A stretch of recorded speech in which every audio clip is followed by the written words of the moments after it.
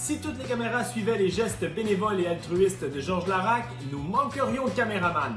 Habitué d'aider son prochain, l'ancien joueur de la LNH et maintenant analyste au 91.9 a récidivé le week-end dernier. Et dire que tout ça partait d'une blague. Au début des séries éliminatoires, quand on faisait nos prédictions dans mon émission de radio, David Etegui, qui est aussi collaborateur avec RDS à l'antichambre, il a appelé pour faire ses prédictions, puis on se souvient de la fin de saison du Canadien de Montréal. Ça allait pas bien, ils ont perdu beaucoup de matchs, puis tu rentres en série, pas avec le momentum. Puis quand David a fait ses prédictions, il a dit qu'il voyait le Canadien se rendre en finale de la Coupe. Il disait comme quoi que cette équipe-là était faite pour les séries. C'est sûr qu'avec la fin de saison qu'il y a eu, quand il a dit ça, on a ri de lui. Il y a même des auditeurs qui ont ri de lui. On a dit, ben voyons donc, finale de la Coupe, tu vois ça de où? Ça n'a pas de sens. La division canadienne, en plus, n'est pas bonne. C'est une sous-division à travers les autres. Les autres divisions, on dirait que c'est une Super League comparée à la division canadienne. Fait que quand il a dit ça, j'ai dit, David, c'est tellement impossible que le Canadien se rende en finale de la Coupe que je vais manger un poulet entier si ça arrive. Puis là, on riait, David riait par rapport à ça. Puis là, à un moment donné, la première ronde, quand il joue contre Toronto, quand il perdait 3-1, on a parlé à David en ondes, il a dit « Vous allez voir, ils vont revenir comme de fait, ils sont revenus au bâti Toronto. » Là, je ne sentais pas encore le poulet. Il joue contre les Jets, balaye les Jets. Là, ils sont à 4 victoires de se rendre en finale. Puis là, ce qui est arrivé, David, avant même qu'un match soit joué contre Vegas, David sait que je suis vegan, puis il sait que je ne mangerai jamais de poulet. Il m'a dit « Georges, à la place que tu manges un poulet si le Canadien gagne, pourquoi tu n'achètes pas 50 poulets pour donner aux sans-abri? » Puis là, ce que j'ai fait, j'ai complètement changé la conséquence.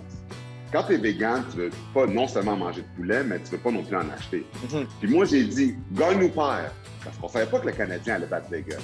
J'ai dit « Gagne ou perd », ma conséquence, j'achète 100 repas vegan aux sans-abri, que le Canadien gagne ou perd, pour honorer le parcours des Canadiens de Montréal, parce que même s'ils perdent, on va avoir eu un très bel été avec leur parcours. Puis là, quand j'ai dit ça, ce qui est arrivé, c'est que ça a créé un mouvement vaste. Que là, le monde a embarqué. Maxime Lapierre, Guillaume Latendresse, Jean-Charles Lajoie, il y a plein de... Mike Ward, le Canadien. Il y a plein de monde qui ont embarqué, plein de restaurants. Puis au final, 3200 repas véganes, 4000 gâteaux, 2000 bouteilles d'eau flot qui ont été livrées le 26 juin au parc Émilie-Gamelin à Montréal. Et ce que j'ai fait pour m'assurer qu'il n'y a aucun gaspillage, il y a 7 autres fondations qui sont venues avec des trocs frigidaires pour prendre 400 repas chacun pour ramener dans leur fondation pour que ça ne soit pas juste les itinérants dans le parc Émilie-Gamelin qui en ont bénéficié. Et en plus de distribuer les repas, Laraque a profité de la journée du 26 juin pour jaser avec ceux qui en ont le plus de besoin. Cet événement-là, ce qui était le fun, c'est de voir ce que j'ai aimé le plus, à part juste, bien entendu, distribuer de la nourriture, mais c'est le fait que les gens qui sont venus, les bénévoles, ont passé du temps avec les sans-abri. Parce que c'est une chose de les nourrir, mais tu sais, eux, là, c'est des êtres humains comme nous. De passer du temps avec eux, de leur parler, qu'ils nous parlent de leur histoire de vie, de leur vécu, ça aussi, des fois, pour nous, c'est enrichissant. Tu sais, des fois, quand on chiale dans notre quotidien, qu'on n'est pas content, notre équipe de hockey a perdu, la bouffe à la cafétéria n'était pas bonne, il y a trop de trafic, tu vas parler à des gens, là, puis tu te dis à un moment donné, je vais arrêter de chialer de mon quotidien tous les jours. Quand j'entends des gens qui auraient toutes les raisons du monde de chialer quand ils sont des sans-abri, puis eux, ils sourient, trouvent les façons de vivre, ils parlent de la communauté, comment ils s'entraident. C'est sûr que c'est pas le cas avec tous. Il y en a beaucoup, c'est ça, puis c'est le fun. Tu sais, tu passes du temps avec eux, tu leur parles, tu les traites comme un être humain, comme une personne. Puis ça, c'est super enrichissant. Puis j'ai adoré voir les gens qui sont venus sur place, leur parler, passer du temps avec eux, rire avec eux.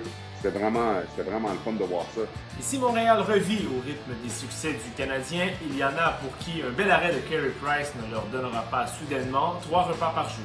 Tu sais, il faut être conscient que toutes les personnes en ce moment, on est toutes à une mauvaise décision de devenir un sans-abri. Il y en a qui ont été là par une mauvaise décision, par malchance. On ne sait pas c'est quoi la raison, mais ça peut être nous. Puis, tu sais, on parle souvent que la charité commence toujours à la maison. Mais à la maison, notre communauté, Montréal, c'est nous.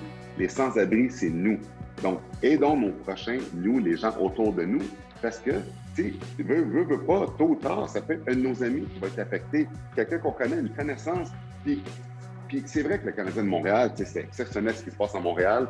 Puis avec le COVID, là, les derniers 15 mois qui ont été difficiles, ça amène un baume à tous les Québécois qui sont comme « Ah oui, le parcours du Canadien me fait sentir mieux avec tout ce qui est arrivé. » Mais il ne faut pas oublier qu'il y a des gens dans le besoin que pendant le COVID ont eu moins de ressources parce qu'il y avait moins d'argent qui était distribué à ces fondations-là. Il y a eu moins de donations parce que les gens avaient de la misère. Donc, eux, ils ont souffert encore plus ces 15 derniers mois-là parce qu'il n'y avait pas autant de ressources qu'avant le COVID. Donc, le fait que, tu sais, quand je pense à tout ça, je me suis dit, c'est un moment parfait pour rappeler aux gens, il y a des gens dans le besoin encore, malgré le beau parcours du CH. Puis pendant qu'on profite maintenant que la vie réouvre, puis on regarde nos CH gagner, il ne faut pas oublier que maintenant, ceux qui donnaient avant, qui contribuaient à plusieurs fondations, de ne pas oublier de continuer à le faire parce qu'il faut continuer à pouvoir faire une différence, d'aider le prochain parce qu'il y en a qui vont forcément avoir besoin d'aide à tous les jours, même si plusieurs d'entre nous sont plus fortunés.